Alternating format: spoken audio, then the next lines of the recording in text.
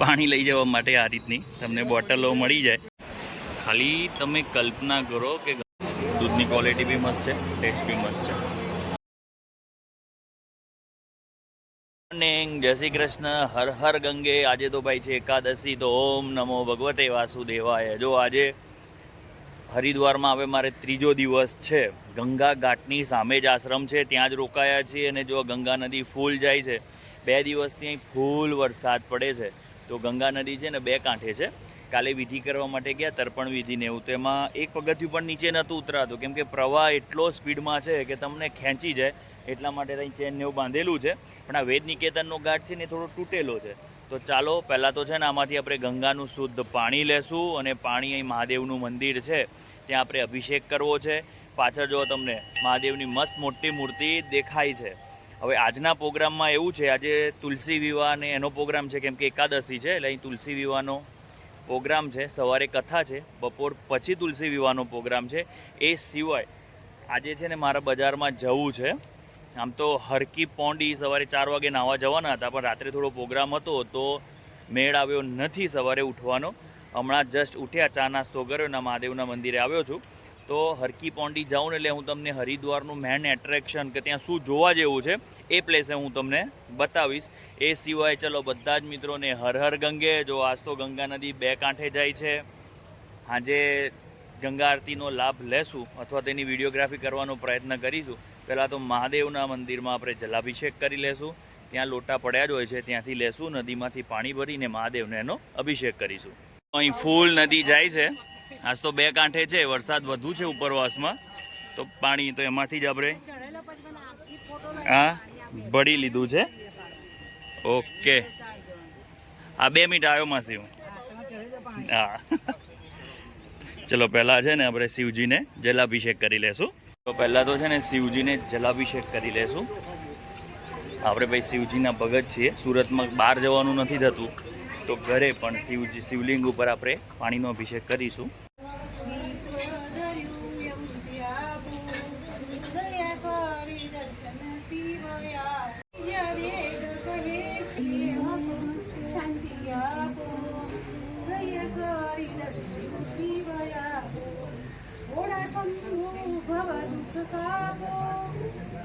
આસી છે ને ગંગા નદીમાં સળગતો દીવો છે ને મૂકે છે, એ રીતે એમાં ગંગાને મનાવવાના પ્રયત્નો કરે છે.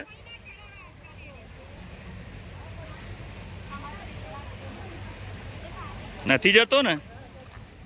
હા, આવું જશે. હા બસ, ઓલવાઈ ગયો. ના ચાલુ છે, ચાલુ છે. પેલું વ્હાઈટ છે ને એટલે દેખાતું નહીં. હરિદ્વાર છે ને ઉત્તરાખંડમાં આવે. જો અહીં પહાડી એરિયા છે, બહુ નથી પણ સામે છે કેવું ધુમ્મસ દેખાય છે. ખરેખર મજા જ આવે. એમાં પાછા આપણે ગંગા કિનારે હોય, એટમોસ્ફિયર ગજબનું છે. ઝીણો ઝીણો વરસાદ ચાલુ છે, પાછા આપણે ગંગા કિનારે હોય. જે પવિત્રતા હોય, આ પ્લેસની પવિત્રતા છે. અહીં જગ્યા પર બેઠા હોય તો તમને કોઈ ખરાબ વિચાર નહીં આવે. ખરેખર મજા જ આવશે. પણ હા હો, થોડા સંન્યાસી બનવાની ઈચ્છા થઈ જાય. જીવ જગત અને ઈશ્વર પ્રત્યે જ તમે આસ્થા ધરાવો એવું લાગે. અહીં જો ફૂલ નદી જાય છે, અહીં તમને એમ જ થાય કે જીવન મિથ્યા છે. બસ ઓનલી ફોર સંન્યાસ લઈ જીવન જીવવું, શાંતિથી બેસવું, એમાં જ તમને જીવનનો સાર લાગે. મહાદેવની પૂજા થઈ છે. ચલો આજે હવે અંદર આખો દિવસ, આજે તો બધાને એકાદશી છે, મતલબ બધા લોકો છે ને ફરાર જ કરવાના છે. સવારે બફ વડા ને ચા ખાધી, બપોરે કંઈ ફરારી મેનુ છે, હાનનું એ ફરારી મેનુ છે. અને આજે મારે છે ને બજારમાં જવું છે, તો હું તમને હરકી પોંડી, એ પણ આજે તમને જ્યાં ગંગા માતાનું મંદિર છે એના દર્શન કરાવું. જે મિત્રો છો એકાદશી તો છે બધું ફરાળ વાનગી. અમારા રસોઈયા શ્રી હીરાલાલ બનાવે છે આજ ફરારી વાનગી. અહીં બનશે કઢી, આ મોરૈયાનો વઘાર છે, સુરણ બાફી લીધું છે, સુરણનું શાક, પછી પૂરી બનાવવાના, પછી પૂરી સિવાય ઢોકળાય ફરારી. તો પછી યાર ફરાર કરવાનો મતલબ શું રહ્યો? તમે ખવડાવીને અડધા કરી નાખશો. બરાબર. ફરાર એકાદશી હોય ગમે તે, અહીં 300-350 લોકોનું રસોડું ચાલે છે, પણ બધી ફરારી વાનગી બનશે. જો મોરૈયાની શરૂઆત થઈ ગઈ છે બનવાની. હું પી રહ્યો છું ચા. મને છે ને થોડી ચા નથી મજા આવતી. ચાલો મિત્રો, હું બજારમાં આવી ગયો છું. તમને હરિકી પોંડી કરીને અહીં છે હરિદ્વારનો મેન એટ્રેક્શન, કે ત્યાં ગંગા મૈયાની આરતી થાય છે અને ગંગા મૈયાનું મંદિર છે ત્યાં બતાવું. અહીં જો સામે તમને લોકેશન બતાવું તો અહીં એકદમ ઊંચા પહાડ જેવું છે, પણ આપણે હાલ છે ને પહેલાં બજારમાં જશું. જી ગજ ઊંચા પહાડ છે, આ મોટું ઝાડ વચ્ચે આવે છે, પાછળ પહાડી એરિયા છે. અહીં પણ હજુ આ માણસોથી ચાલતી સાયકલો ચાલે છે. અહીં અંદર છે ને રિક્ષા જવા દેતા નથી. અહીંથી જો બજાર ચાલુ થઈ જાય છે, જો આ જાય સવારી મજા આવે પણ એમાં બેસવાની. જોઈશું ને ત્યાં મૂર્તિઓને માળાઓની દુકાન તમને જોવા મળશે. જો પાસે પાસે ઘણી બધી દુકાન છે. અહીં ફરવાવાળા 80% તો ગુજરાતી જ હશે. એકદમ રોડની નજીક જ આ રીતે ઊંચા પર્વત છે, પરંતુ એમ જ લાગે. જો આ બાજુ હોટેલને એવું છે અને અહીંયા પર્વતીય એરિયા છે, પાકા પથ્થરવાળો એરિયા છે, એટલે વાંધો ના આવે, પડી ના જાય. તો બી જો માટી હોય તો આવી રીતે નીચે આવી જાય. હવે ચલો આપણે હરકી પોંડી એ ઘાટ જોડે પહોંચવાની તૈયારીમાં છીએ. હરકી પોંડીનો ઘાટ ને બધું જ દેખાશે. તો બી ચલો આપણે અંદર જઈએ છીએ.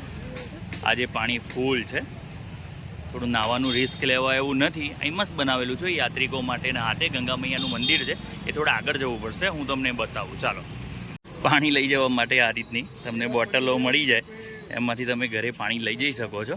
અહીંથી પણ ઉતરાય છે. સામે પતંજલિ પુલ છે, પણ આપણે એ બાજુ નથી જવું, હજુ આગળ કાંગડા પુલ છે, આગળ જઈશું. જુઓ આ રીતને હવે અહીંથી બજાર ચાલુ થાય છે. બજાર અંદર બહુ મોટું છે, કાલે આખો દિવસ રખડ્યા. બાજુ તમને બતાવું છું આગળ એ મોટું બજાર. કાલે શીતલ ભાભીએ છે ને દ્વિજુ માટે તો સ્વેટર લીધું, તો પીહુને કીધું ભાઈ દ્વિજુ માટે સ્વેટર લીધું છે, તો પીહુએ એવું કીધું ભાઈ મારા માટે કંઈ લાવજો. તો આજે નીકળ્યા છે, તો પીહુ માટે કંઈ કટલરી કે હાથે જેવું અમને ભાઈ ખબર પડશે એ હિસાબે છોકરી માટે કંઈ લેવું પડશે. બાકી ઘેર જઈને ધાગરિયું થવાનું છે. જો અહીંથી બજારની શરૂઆત થાય અને અહીં સામે જ છે પ્રાચીન અષ્ટ ખંભા શ્રી ગંગા મંદિર. જો જૂતાઓની તો અહીં ભીડ થઈ છે. અહીં જુઓ કેટલી બધી ભીડ છે. આજ તો સવારનો માહોલ છે, સાંજે તો ખૂબ જ ભીડ હોય છે. આજે વરસાદ થોડી વાર બંધ રહ્યો છે અને અહીંથી અંદર આપણે જઈએ એટલે બજારમાં જવાય. તો ચાલો આપણે મંદિરમાં જશું અને તમને મંદિરના દર્શન કરાવું. ભગવાન વિષ્ણુ અને મહાદેવની આ રીતે મૂર્તિ છે. એક મંદિર જેવું છે, મેન મંદિર ગંગા મૈયાનું અંદર છે. અહીં છે મુખ્ય શ્રી ગંગા મંદિર, જે વર્ષો જૂનું છે. આ છે મેન ગંગા મંદિર. અહીં જ ગંગા મૈયાના દર્શન કરવાના થાય. અહીં લક્ષ્મીનારાયણ છે, જય લક્ષ્મીનારાયણ. અહીં છે આપણા ગંગાજી, આ જ મેન મંદિર છે. અહીં છે ગરુડજી મહારાજ.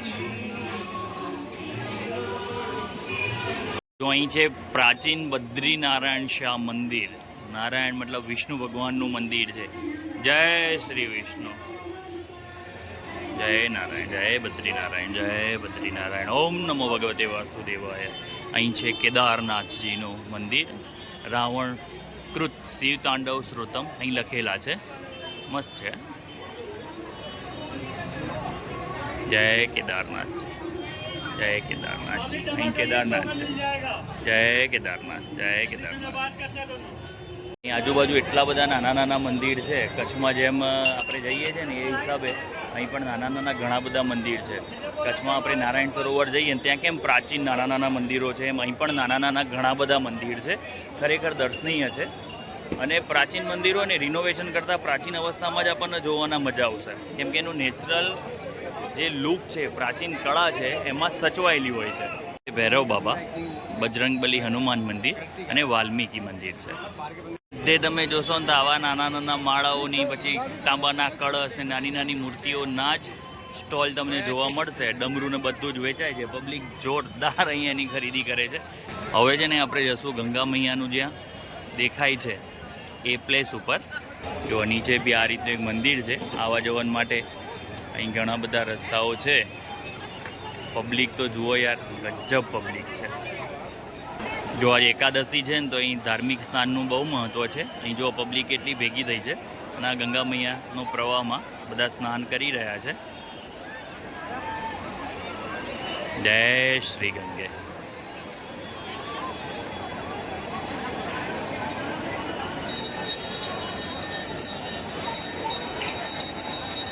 તો છે ને પ્રવાહને થોડો ડિવાઈડ કર્યો છે કે જેથી લોકો શાંતિથી નાહી શકે. બાકી મુખ્ય પ્રવાહ તો જો બાજુમાં જાય છે, દેખાય છે.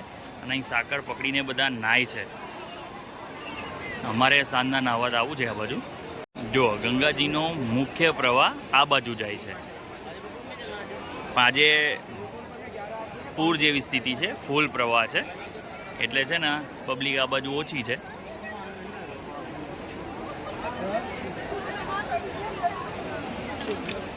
આ રીતે એક મસ્ત ઝૂલો બનાવ્યો છે, ત્યાંથી ગંગા નદી ઉપર આપણે જઈ શકીએ છીએ. અંદર તો પ્રવાહ એટલો તેજ છે કે તમે જઈ જ ના શકો. ખાલી તમે કલ્પના કરો કે ગંગા નદી અહીં કેટલી સ્પીડમાં જાય છે.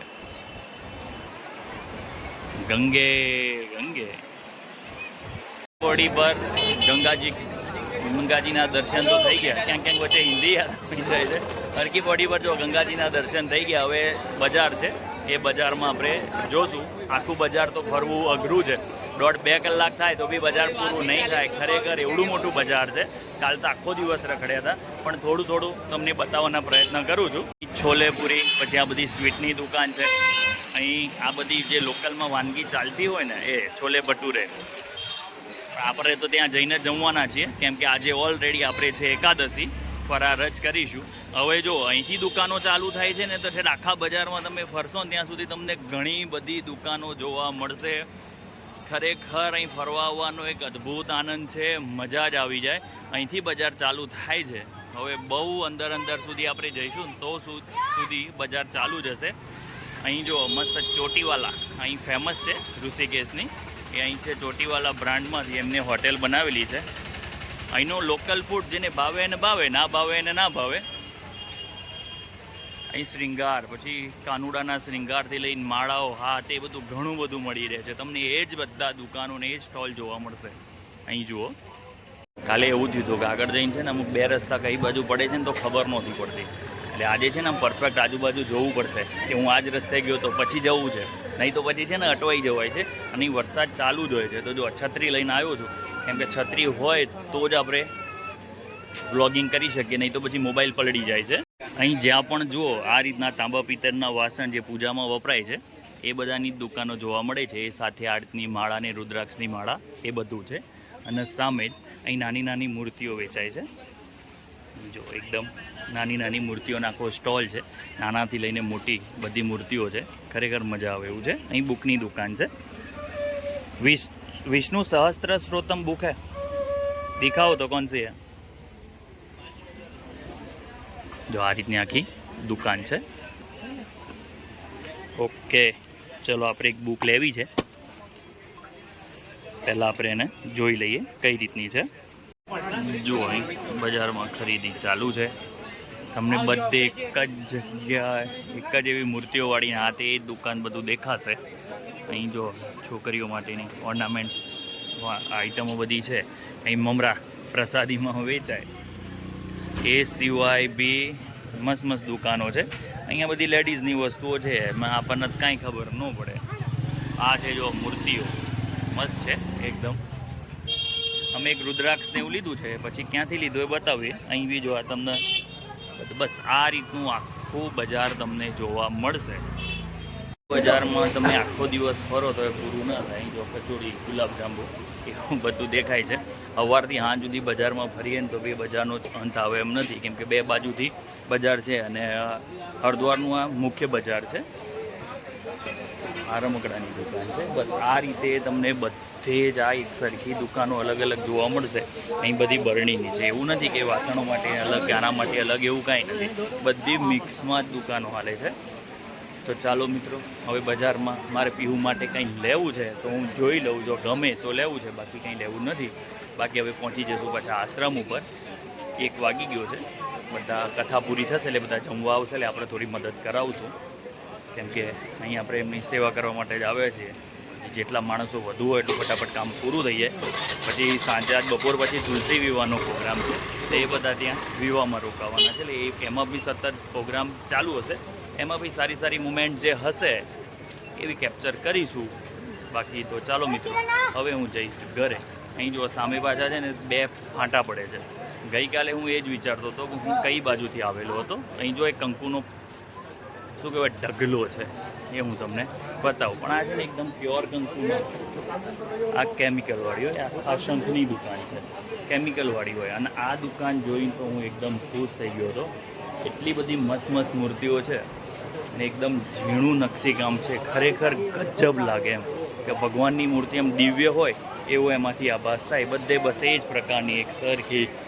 આ લોકોનું છે ને ચાલતું હશે મને તો એ જ ખબર નથી પડતી. અહીં છે ને દૂધ ઉકાળેલું છે અને 40 રૂપિયા એક ગ્લાસ મળે છે. મારે પીવું છે, આપણે ટ્રાય કરશું કેવું લાગે છે. કાકા એક ગ્લાસ બના દેના.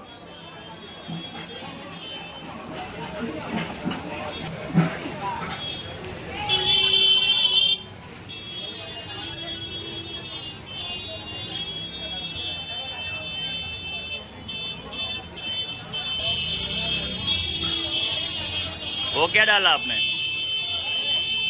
बोलो बोलो यार. चीनी डाला? ओके. मीठा दूध बनेगा ना? ની વાત કરીએ તો એકદમ મસ્ત ટેસ્ટ છે. માવા મલાઈ ખાતા હોય એ ટાઈપ લાગે છે. અહીંયા લોકલ વાનગી છે, મજા આવે પીવાની. એક બે વસ્તુ લેવી છે, લઈ લીધી છે. હવે મારો વળતો પ્રવાસ શરૂ થયો છે. હવે પહોંચી જઈશું આશ્રમે. ત્યાં જઈને હવે નેક્સ્ટ જોઈએ શું છે. જમવાનું તો લગભગ રેડી થઈ જ ગયું હશે કેમ કે 1 વાગવા આવ્યો છે. 1 વાગે કથા પૂરી થાય, બધા જમી લેશે, થોડી વાર આરામ કરશે, પછી લગ્ન શરૂઆત થશે.